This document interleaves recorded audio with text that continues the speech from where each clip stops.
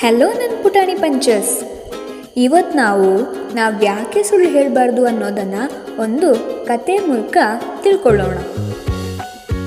ಒಂದು ಕಾಡಿನಲ್ಲಿ ಒಂದು ತೋಳವಿತ್ತು. ಅದು ಯಾವತ್ತೂ ಸುಳ್ಳನ್ನೇ ಹೇಳುತ್ತಿತ್ತು. ಎಲ್ಲ ಪ್ರಾಣಿಗಳಿಗೂ ಅದು ಸುಳ್ಳನ್ನೇ ಹೇಳುವುದೆಂದು ತಿಳಿದಿತ್ತು. ಹಾಗಾದ ಕಾರಣ ಯಾವ ಪ್ರಾಣಿಗಳು ಅದರ ಸ್ನೇಹಿತನಾಗಲು ಇಷ್ಟಪಡುತ್ತಿರಲಿಲ್ಲ. ಒಂದು ಕಾಗೆಯು ಬೇರೆ ಕಾಡಿನಿಂದ ಬಂದಿತ್ತು. ಅದಕ್ಕೆ ತೋಳದ ಸುಳ್ಳಿನ ಬಗ್ಗೆ ತಿಳಿದಿರಲಿಲ್ಲ. ಒಂದು ದಿನ ಕಾಗೆಗೆ ತುಂಬ ಹಸಿವಾಗಿತ್ತು. ಅದು ಆಹಾರವನ್ನು ಹುಡುಕಿಕೊಂಡು ಅತ್ತಿಂದಿತ್ತ ಇತ್ತಿಂದಿತ್ತ ಹಾರಾಡುತ್ತಿತ್ತು. ಆಗ ಅದಕ್ಕೆ ಒಂದು ಕಡೆ ಬೆಣ್ಣೆ ಬಿಸ್ಕೆಟ್ ಕಾಣಿಸಿತು. ಕೂಡಲೇ ಕಾಗೆಯು ಹಾರಿ ಹೋಗಿ ಬೆಣ್ಣೆ ಬಿಸ್ಕೆಟನ್ನು ಬಾಯಲ್ಲಿ ಕಚ್ಚಿಕೊಂಡಿತು. ಅದನ್ನು ಕಚ್ಚಿಕೊಂಡೇ ಮೇಲೆ ಹಾರಿ ಒಂದು ಕೊಂಬೆ ಮೇಲೆ ತಿನ್ನಲೆಂದು ಕುಳಿತಿತು. ಆ ಹೊತ್ತಿಗೆ ಅಲ್ಲಿಂದಲೇ ತೋಳವು ನಡೆದು ಬರುತ್ತಿತ್ತು. ಕೊಂಬೆಯಲ್ಲಿದ್ದ ಕಾಗೆಯನ್ನು ತೋಳವು ನೋಡಿತು. ಕಾಗೆಯ ಬಾಯಲ್ಲಿದ್ದ ಬೆಣ್ಣೆ ಬಿಸ್ಕೆಟ್ ತೋಳಕ್ಕೆ ಕಂಡಿತು. ಆಗ ಅದರ ಬಾಯಲ್ಲಿ ನೀರೂರಿತು. ಆ ಕೂಡಲೇ ತೋಳಕ್ಕೆ ಹೇಗಾದರೂ ಮಾಡಿ ಕಾಗೆಯ ಬಾಯಿಯಲ್ಲಿದ್ದ ಬೆಣ್ಣೆ ಬಿಸ್ಕೆಟನ್ನು ತೆಗೆದುಕೊಳ್ಳಬೇಕು ಎಂದಾಯಿತು.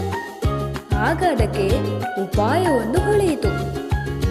ತೋಳವು ಕಾಗೆಯಲ್ಲಿ, ಕಾಗೆ, ನೀನು ಎಷ್ಟು ಸುಂದರವಾಗಿದ್ದೀಯ, ನಿನ್ನ ಚರ್ಮ ಎಷ್ಟು ಚಂದ ಹೊಳೆಯುತ್ತಿದೆ, ಆಹಾ, ನಿನ್ನ ಗರಿಗಳು ಉದ್ದವಾಗಿ ರೇಷ್ಮೆಯ ಹಾಗೆ ಇದೆ, ನಿನ್ನ ದನಿಯೋ ಅದೆಷ್ಟು ಮಧುರ, ನನಗೆ ನಿನ್ನ ಸುಮಧುರ ಧ್ವನಿಯಲ್ಲಿ ಹಾಡೊಂದನ್ನು ಕೇಳುವ ಆಸೆಯಾಗಿದೆ, ದಯವಿಟ್ಟು ನನಗಾಗಿ ಒಂದು ಹಾಡನ್ನು ಹಾಡುವೆಯಾ ಎಂದು ಕೇಳಿಕೊಂಡಿತು. ಈ ಹೊಗಳಿಕೆಯನ್ನು ಕೇಳಿದ ಕಾಗೆಗೆ ತುಂಬ ಖುಷಿಯಾಯಿತು. ಈ ಕಾಗೆಯು ಬೇರೆ ಕಾಡಿನಿಂದ ಬಂದ ಕಾರಣ ಅದಕ್ಕೆ ತೋಳದ ಸುಳ್ಳಿನ ಬಗ್ಗೆ ಅರಿವಿರಲಿಲ್ಲ. ತೋಳದ ಹೊಗಳಿಕೆಯಿಂದ ಖುಷಿಯಾದ ಕಾಗೆಯು ಹಾಡಲೆಂದು ಬಾಯನ್ನು ತೆರೆಯಿತು. ಆಗ ಅದರ ಬಾಯಲ್ಲಿದ್ದ ಬೆಣ್ಣೆ ಬಿಸ್ಕೆಟ್ ಕೆಳಗೆ ಬಿದ್ದಿತು. ಅದನ್ನು ತೋಳವು ಕೂಡಲೇ ಎತ್ತಿಕೊಂಡಿತು. ನಂತರ ಕಾಗೆಗೆ, ನಿನ್ನ ದನಿಗಿಂತ ಈ ಬೆಣ್ಣೆ ಬಿಸ್ಕೆಟ್ ಚಂದವಿದೆ, ನನಗೆ ನಿನ್ನ ಹಾಡು ಬೇಡ, ಈ ಬೆಣ್ಣೆ ಬಿಸ್ಕೆಟ್ ಸಾಕು ಎಂದು ಹೇಳುತ್ತಾ ಬೆಣ್ಣೆ ಬಿಸ್ಕೆಟನ್ನು ಹಿಡಿದುಕೊಂಡು ತೋಳವು ಓಡಿ ಹೋಯಿತು. ಆಗ ಕಾಗೆಗೆ ತೋಳದ ಸುಳ್ಳಿನ ಬಗ್ಗೆ ಅರಿವಾಯಿತು. ತೋಳವು ಬೆಣ್ಣೆ ಬಿಸ್ಕೆಟ್ಗಾಗಿ ಹೊಗಳಿದ್ದು ಎಂದು ಕಾಗೆಗೆ ತಿಳಿಯಿತು. ಆಗ ಕಾಗೆಗೆ ತುಂಬ ಬೇಸರವಾಯಿತು. ಹಾಗೇ ದಿನಗಳು ಕಳೆಯಿತು.